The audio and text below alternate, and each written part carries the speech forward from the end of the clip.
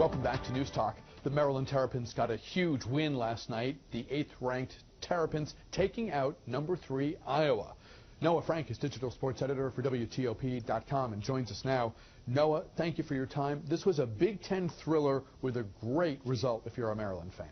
Yeah, I mean, this was a game they really needed. If you look at their schedule so far, if you look at really even who they have remaining, the wins that they've had, there really hasn't been a marquee win. I mean, you look back, you could argue maybe a neutral court win over UConn is their best win so far this season, and not to take anything away from UConn, but that's not exactly a resume building.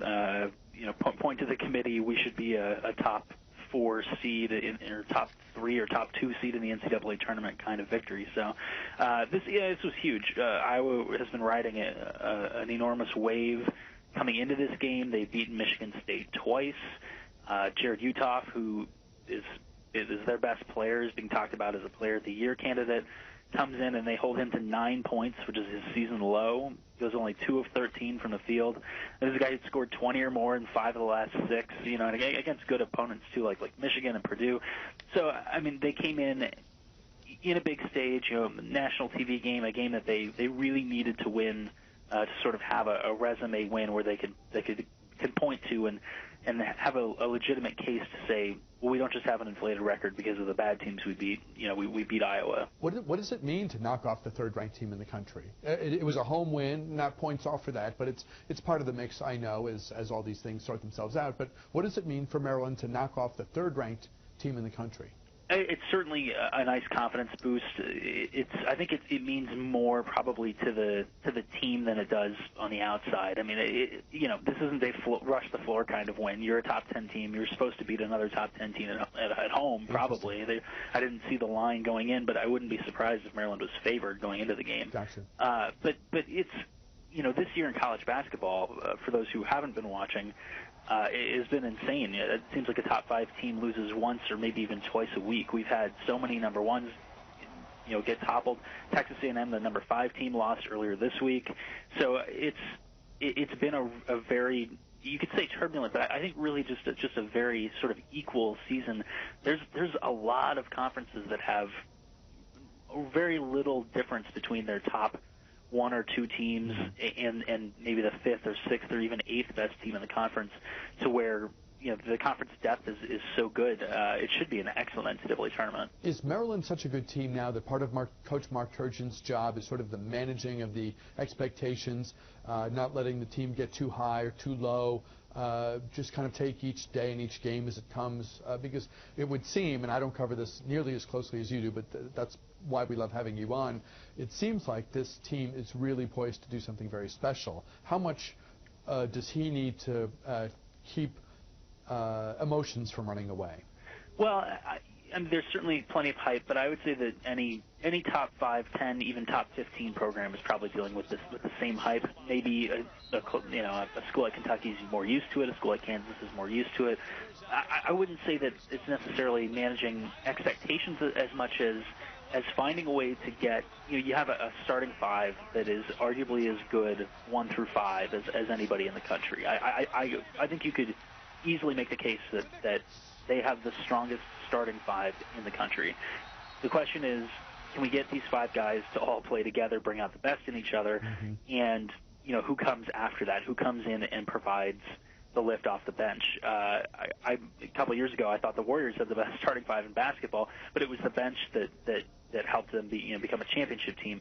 You look at these 5, and everyone knows about Melo Trimble, everyone knows about Diamond Stone, but Rashid Suleiman has really blossomed, coming sort of his second career after Duke, and Robert Carter has been probably the best player on that team game in, game out. I mean, he's scored in double digits all but 3 games this year, and I think his season low is 8 points. I mean, every game he's there. He sort of gives you a little bit of everything on the offensive end.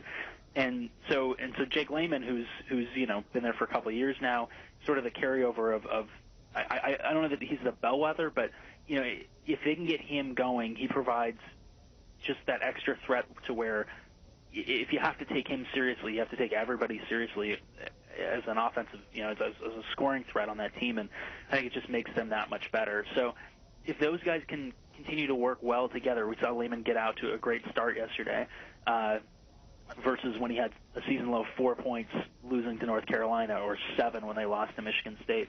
I think that, if those guys continue to get better working together, playing together, that's where you're going to see Maryland really shine. And a lot of the commentators who get around the country, see different venues, different teams with the opportunity to play at home, they all seem to comment on the atmosphere at, not Comcast, Xfinity, at Xfinity Center. Talk about where Maryland ranks in terms of the advantage, the enthusiasm, the scene, the atmosphere of that home court.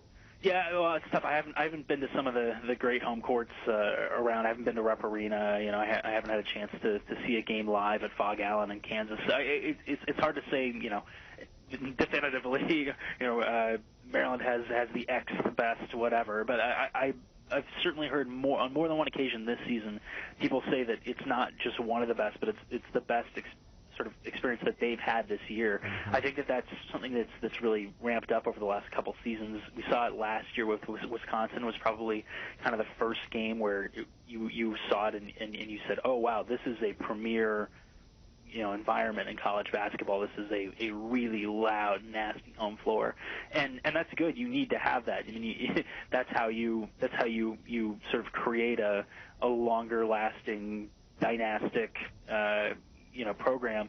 But you also got to be able to win away from home and take that on the road with you. We have about 45 seconds left. I was on campus as a student back in the Len Bias, Buck Williams days, and it means a lot if you're a student and the team is great and the atmosphere is great and your whole life seems to revolve around when's the next home game or when's the next game on TV, and being there, because those moments are really special. Yeah, I think that, it's sort of as many things as are wrong with college athletics, and we obviously have a number of things we need to fix in the long-term system of how student athletes are treated and compensated.